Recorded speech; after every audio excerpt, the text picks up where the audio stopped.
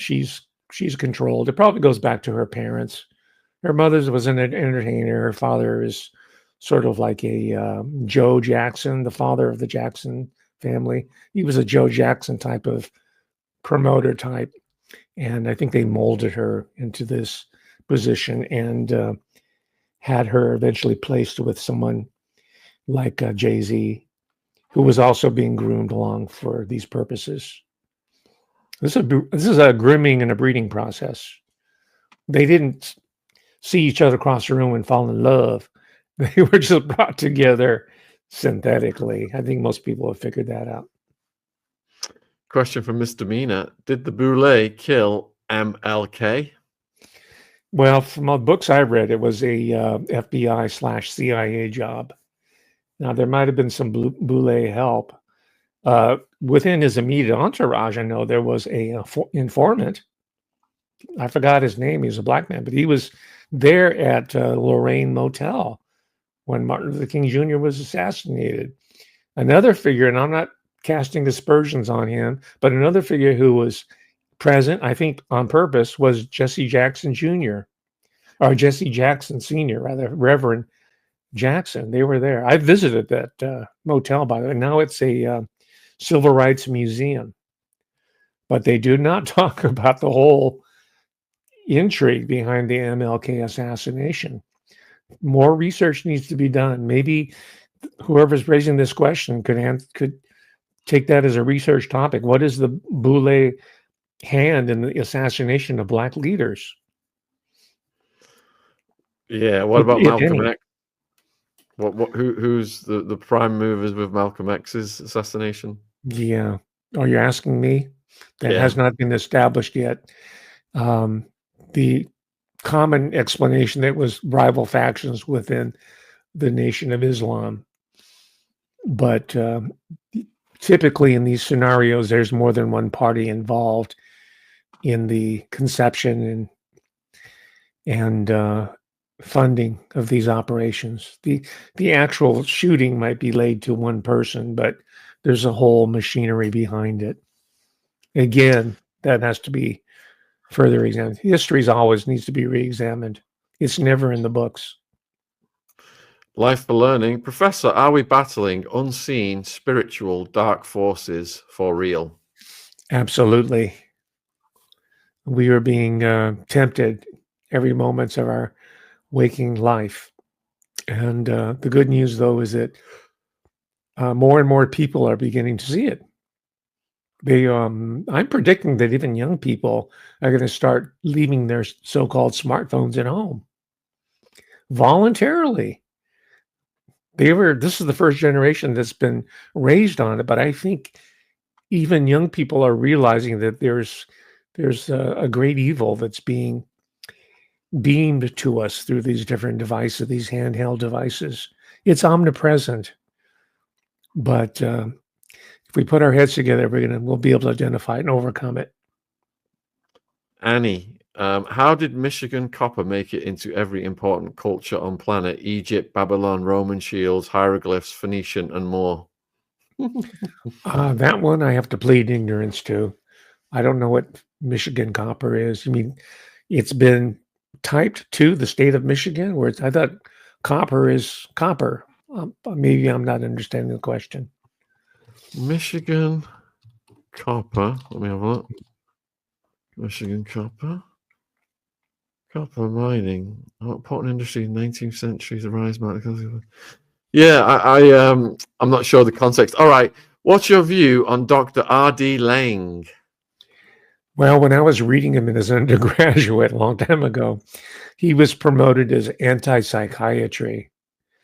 And I read him avidly, and I'm going to have to credit R.D. Laing and a couple of other figures with me, with them convincing me that psychiatry and by extension psychology are harmful to humanity, not helpful at all. At all. We need our men and mad women. And in traditional societies, there were places for people like me. We would be called the village idiot, and we would be allowed to live on the outskirts of the village in a hut and in peace. and I would make all these proclamations and have all these prophecies. And I go, wonderful, but they wouldn't put me on Prozac. They wouldn't institutionalize me. They say he's touched by God. He's a holy man. So yeah, R.D. Laing, I have utmost respect for. Maybe he was a Tavistock creation. Maybe that's embedded in your question. I don't know. Tavistock is not the omnipotent, all-knowing institution that it's made out to be by a lot of newbies, particularly. Oh, Tavistock this, Tavistock that. He might have had a relationship with Tavistock funding. I don't know, but his writing itself, The Divide itself, is the place to start. I think R.D. Laing has been a really good influence. I like to see him being read. It's not the psychiatric establishment is so heavy now. It's going to be hard for your psychiatrist to get to his body of work, but we can, and we can decide not to participate. Just saying no to that type of drugging, pharmaceutical psychiatry. Susan wants to know if you've written any books. Yes, I've written 3 major books, and they're all in print. Nervous Laughter, Monitored Peril, Servitors of Empire is the most recent one. And I'm sorry you asked, because I need to write another one. I'm always behind on my writing. It's very frustrating. Can you get them in audio format? I don't think so. I'm not sure. Maybe, but maybe Servitors of Empire, but not the other ones. But these are all recognized, by the way. I've written dozens of and hundreds of articles, but these are all recognized in the academic world as being classics in their field, because no one else is doing it. For one thing, that makes it easy for me. I have no competition. Before we discuss MKUltra, someone's asking about the reading list. Misinformation. Okay. We are prepared this time. The reading list is in the description box if you're watching this on YouTube. There's a ton of books down there. There's deep dives. It's fascinating, the list. All right, so Casey wants to discuss MKUltra. Okay, what about it? I mean, it's all the history is pretty much out there, huh? What's your thoughts on it? Just for the lay people. For the lay people, is that the U.S. government / military funded countless of post-war dollars into controlling the civilian population through the propaganda effort, largely through electronic media. Television is one of my areas of expertise. Television was the number one first mass indoctrination technology. Now it's the smartphones. They're all different, these subdivisions under MKUltra, these different subprograms. One of them, as we're seeing now with the recent assassination attempts, was a programmed assassination cadre. People that were shown in the film and in the book, The Manchurian Candidate, that was part of MKUltra. And again, like I said, MKUltra's home, its research site was the university. There was a professor of, again, psychology, Murray. I think his name was Charles Murray, maybe Henry A. Murray of Harvard University, who came out of military intelligence. They went to the civilian world after World War II. He came out of the OSS and had his own longitudinal psychology program using powerful hallucinogenic drugs. This is all part of MKUltra. And one of his most noteworthy human test subjects, who he got at the ripe age of 16 as a precocious mathematics major, is named Theodore Kaczynski. And he not long ago committed suicide in prison for life. He was known as the Unabomber. So again, the university has to go in there. This is a plea to President Trump and whoever becomes the Secretary of Education. I'm up for the job, President Trump, if you need some help. But they need to look at schools of education where all the indoctrination is being workshopped with corporate money, and the biopsychiatric area. There needs to be, first of all, a financial audit, and also an audit of the research. Not most, but a large percentage of the research and all the hard sciences have been proven, not by me, but by peers in the field, to be fraudulent. The research of the David Baltimore, who won the Nobel Prize in 1975 for genetics, his work was based on fraudulent results. The president of Stanford University, he's a supposedly quote unquote neuroscientist. That's the big buzzword now, to replace psychiatry because it has a negative connotation now, thanks to people like R.D. Laing. So now it's neuroscience. Well, the president of Stanford University had to resign in ignominy for fabricating his test results.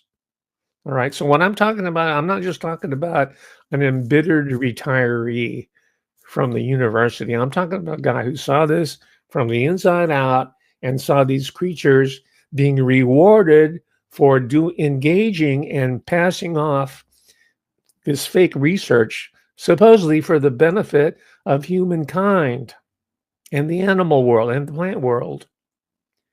So this is a serious problem. This is where RFK Jr. can make a difference. He has a very ambitious sounding agenda, but it's not touching the institutional roots of the problem. Which is necessary, but there's many vested interests blocking the way. All right, so Bulldog, are some of these major stars actually intelligence operators? I think that's a good assumption in some fashion. They might not be recipients of monies or research directly, but the way is paved for them to rise to prominence. They'll say, oh, we want you at this award ceremony. Oh, we're going to put you in this red carpet situation. So there's different, or we're going to give you we're going to give you a review space for your new record in Rolling Stone, which is now a thoroughly globalist organ of this complex we're talking about. It used to be counterculture. At least it appeared to be, although it came from big money in San Francisco, originally Rolling Stone, but now it's total globalist.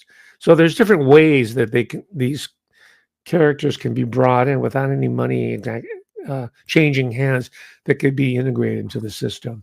So I would say say yes to that. Does that go back to the black and white movies where the military were trying to recruit and they got these actors playing these roles? Yes, exactly, including Ronald Reagan, who later became president or first governor of California and then president of the United States. But, right. Trump is an actor. It's wonderful that he won because he is a disruptor, but he is an actor. It is a performance. It's performing democracy, I guess. And I know people have problems with that word, but there's a lot of stagecraft involved. I think most of your audience can see that. But even within that, we can carve our own space of truth and change for the positive. Let's use that. This is a war of position, right, within this. And we'll take whatever modest gains that we can instead of saying, oh, nothing's going to change. So it's 11 p.m. here in the UK. I got to help put baby Ziggy to bed. What would you like to say, Professor, to the viewers in conclusion? Well, I'm looking forward to the discussion of this conjuncture of human life forms and entities from off the planet. I've been reading heavily, and this goes back, by the way, to the English Enlightenment thinkers. They were talking about these entities, and these were hardcore men of science. Francis Bacon, people on that order, or in Germany before that, Johannes Kepler. They were ruminating or speculating about life beyond planet Earth, going back a few hundred years. So this is very much of an ancient discussion and a contemporary one and a futuristic one. And what's good about it is that the new generation coming up, including baby Siggy, will be excited to learn about all this incredible material that we used to call science fiction. But it's now coming to pass. Huge thank you for coming on. The professor's links are in the description box. The book recommendations are in the description box. And I can't wait to get Paul Wallace on and to further this discussion. And hope to see you soon, my friend. You take care. I'm going to close the show. Have a great rest of your day. Thank you very much, Mr. Atwood. We'll see you soon. Thank you very much. Cheers. What a brilliant guy. You know, I just have it puts me in a good mood for the rest of the night, rest of the day after I speak to Professor Hamamoto. His energy, his vibe, you know, it's we're covering some dark, harrowing stuff, but he's absolutely brilliant. So we've had Paul Wallace on talking about ET visitors now and ancient alien invasions.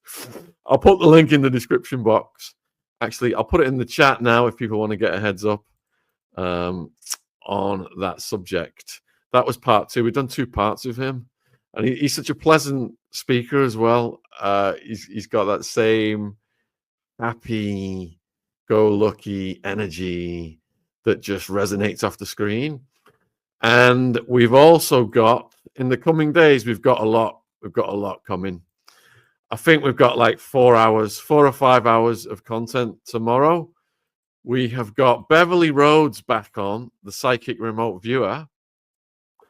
And then we have got, for the first time, so Beverly Rhodes is back on with Ron, Star People. Oh, excuse me.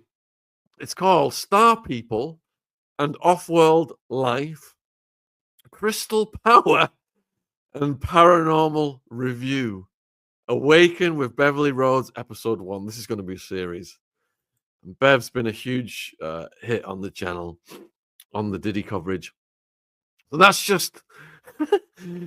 After Beverly, we've got Courtney Burgess's attorney, Ariel Mitchell, on live. First ever live Q&A. And I think we've got Lionel coming on at the tail end of that. And that's going to go for hours. That's going to go for hours.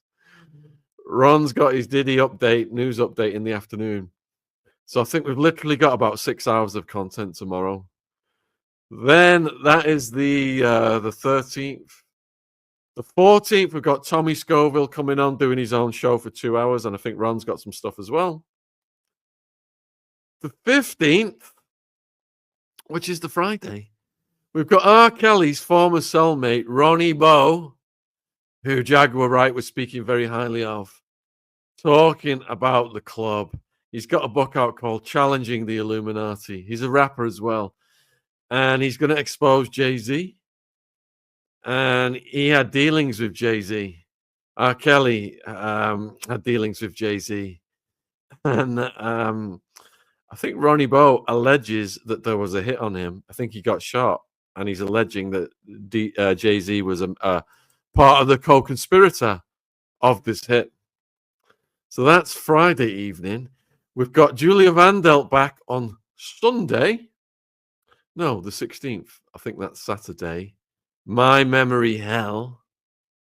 People Transportation. I'm doing a pre-record on Saturday. I'm dying to tell you guys who it is, but I cannot. It's part of the conditions of it. And it's also the kiss of death. But I'm doing a pre-record. And yeah, it's going to be something else, folks. When I'm able to tell you, it's going to be phenomenal. All right, so I'm going to sign off for now. Get baby Ziggy to bed. And we're going to be back with tons more content tomorrow. Much love wherever you are in the world. Thank you for tuning in.